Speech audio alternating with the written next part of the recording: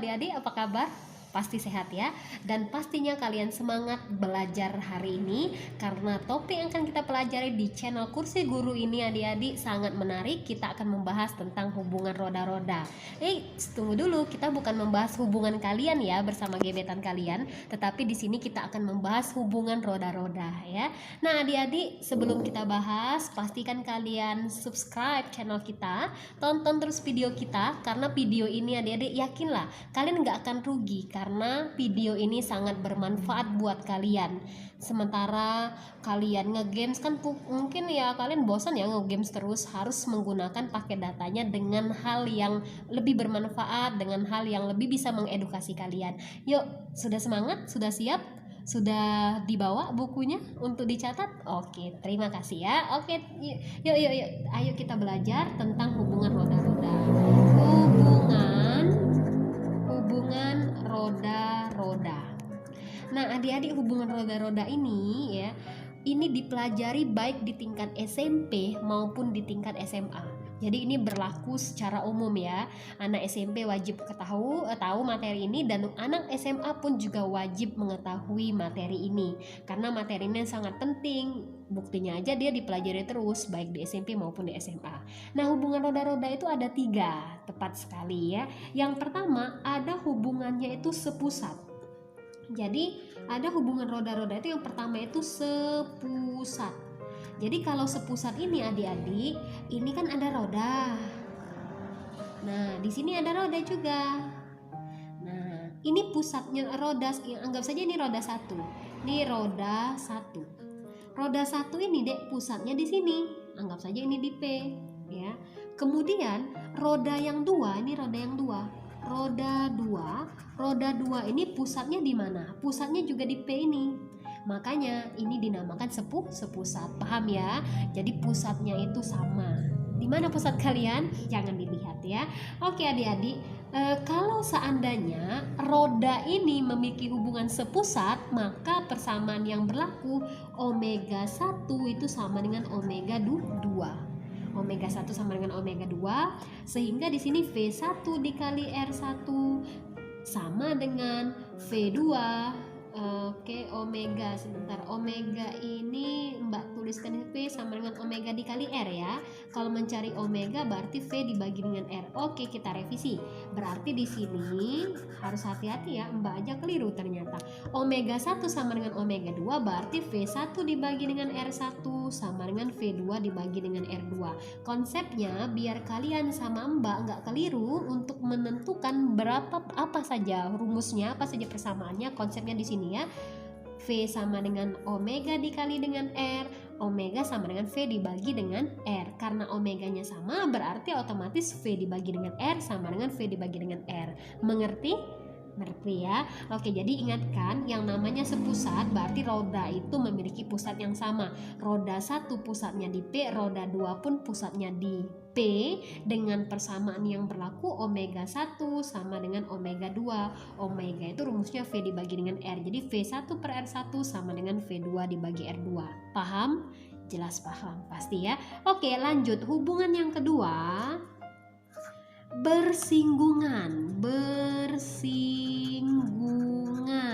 Loh, bersinggungan itu gimana maksudnya? Bersinggungan ini adik-adik artinya roda yang satu menyinggung roda yang lain. Nah, ini artinya dia bersinggungan. Ya, paham ya? Oke, ini dia punya pusatnya P. Ini dia punya pusatnya Q. Nah, menurut kalian pada saat bersinggungan apakah masih pusatnya sama? Nggak sama lagi kan pusatnya? Ya, tetapi apa yang sama? Pada saat bersinggungan ternyata V1-nya untuk roda yang pertama itu sama dengan V2. Untuk roda yang kedua. Jadi V1 sama dengan V2.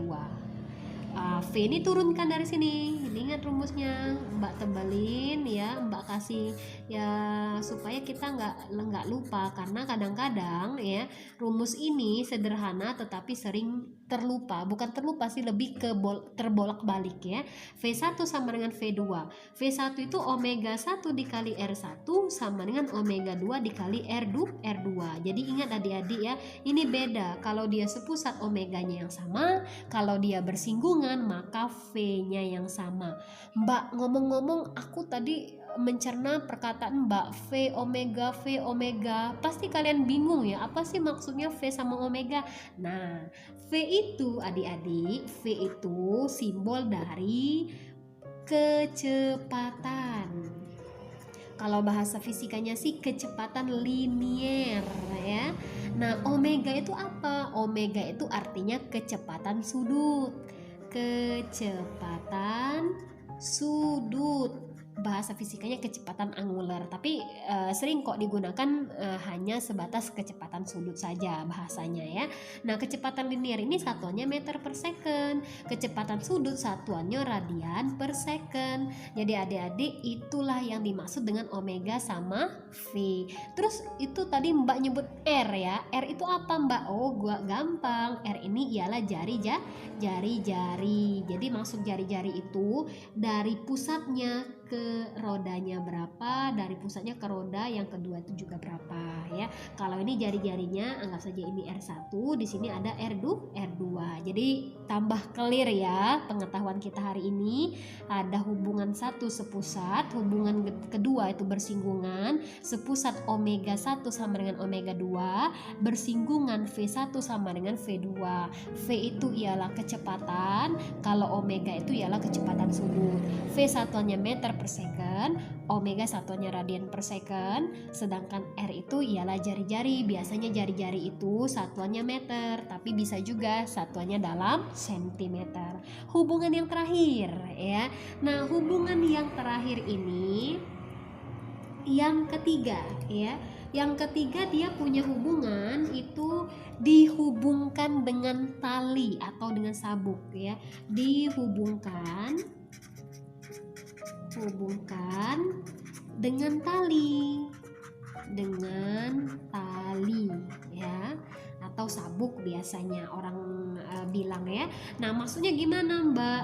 Ini ada roda satu itu disimbolkan dengan ini titik pusatnya misalnya di P, di sini ada R1, ini roda 1. Kemudian ini ada roda yang lebih kecil namanya roda 2. Jari-jarinya R2. Di sini titik pusatnya disimbolkan dengan Q. Nah, antara roda 1 dengan roda 2 ini dihubungkanlah dengan tali atau dihubungkanlah dengan sabuk ya, ada talinya. Nah, ini menurut kalian apakah pusatnya sama? Pusatnya berbeda ya. Dia ini punya pusat sendiri, ini juga punya pusat sendiri. Kalau pusatnya berbeda, maka nggak boleh omega 1 sama dengan omega 2 ya, karena pusatnya berbeda. Maka persamaan yang berlaku ya berarti V1 sama dengan V2. Kalau kita turunkan rumusnya, omega 1 dikali R1 sama dengan omega 2 dikali dengan R2. Nah, inilah merupakan hubungan yang berlaku kalau seandainya dia dihubungkan dengan tali atau dihubungkan dengan sabuk. Adik-adik, dari konsep yang Mbak ajarkan, kalian harus paham bahwa kalau dia sepusat, karena omeganya sama, maka omega 1 sama dengan omega 2. Nah, di luar dari sepusat ada dua lagi hubungannya, yaitu bersinggungan sama dihubungkan dengan tali, V-nya yang sama. Ya, jadi ingatkan hanya satu hubungan yang memiliki omega yang sama, yaitu sepusat. Hubungan yang lainnya itu omeganya nggak sama, tetapi V-nya yang sama. Bisa paham ya? Oke, supaya lebih paham lagi adik-adik, langsung kita akan latihan soalnya. Kita akan bantai soalnya seperti apa ya. Nah, cerita soalnya gini adik-adik. Jadi diberikan di sini ada roda. Ya, ada roda. Ini roda 1. Ini roda 1. Ya, ini roda 2. Ternyata roda 1 dan roda 2 ini dihubungkan dengan tali. Di sini ada R1. R1-nya itu nilainya 4 meter. Ini ada R2.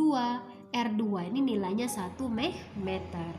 Nah, di dalam soal ternyata adik-adik omega 1 itu nilainya 40 radian per second. Pertanyaannya itu berapa omega 2 ya, omega 2-nya berapa. Nah, untuk membahas soal ini adik-adik, langkah awal yang kita harus tentukan itu yang pertama kita harus tahu dulu gambar ini tergolong ke hubungan apa? Apakah sepusat, apakah dihubungkan dengan tali, ataukah bersinggungan?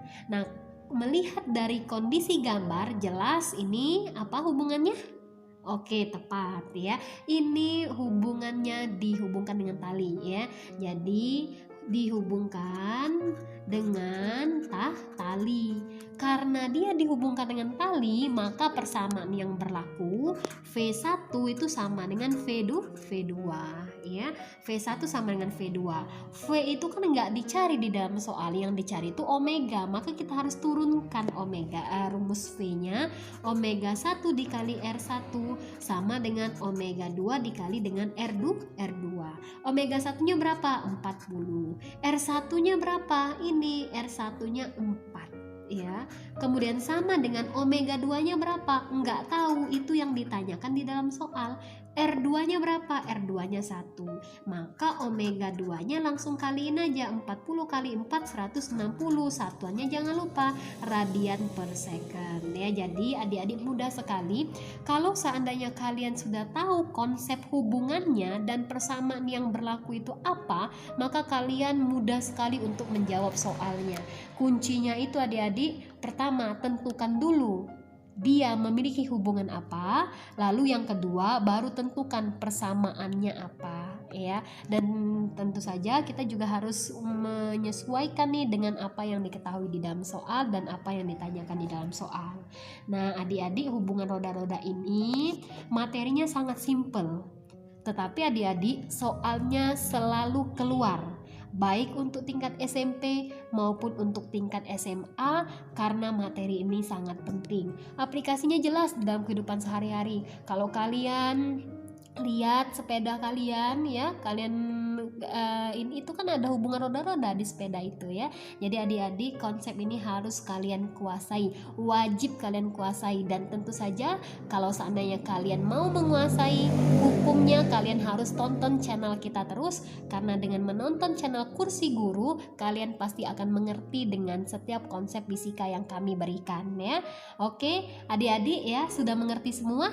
Oke, nah kalau seandainya kalian ada pertanyaan silakan untuk komen, dan jangan lupa untuk share video ini untuk tetangga kalian, untuk keluarga kalian, dan untuk semua orang yang kalian kenal di dunia ini, supaya video ini semakin semangat kita upload ini videonya, dan video ini menjadi berguna ya buat umat manusia. Oke, nah adik-adik jangan lupa share ya, dan pastikan kalian terus tonton video kita, karena penonton yang setia itu akan membuat kita semakin semangat untuk upload video dari channel Kursi Guru ini. Terima kasih, sukses terus. Wassalamualaikum warahmatullahi wabarakatuh.